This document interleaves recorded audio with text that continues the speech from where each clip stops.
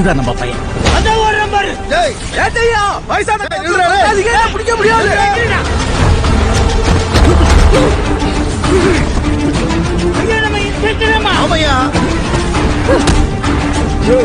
இனியே நம்ம மேலதிகாரியை கீழே போட்டு புரட்டிக்கிட்டு இருக்கேன். நான் கும்பலையே தொடக்கூடாது. ஆஞ்சநேயர் நீ போய் காப்பாத்தியா? நான் போய் நல்ல பேர் வாங்குறேன் பாரு.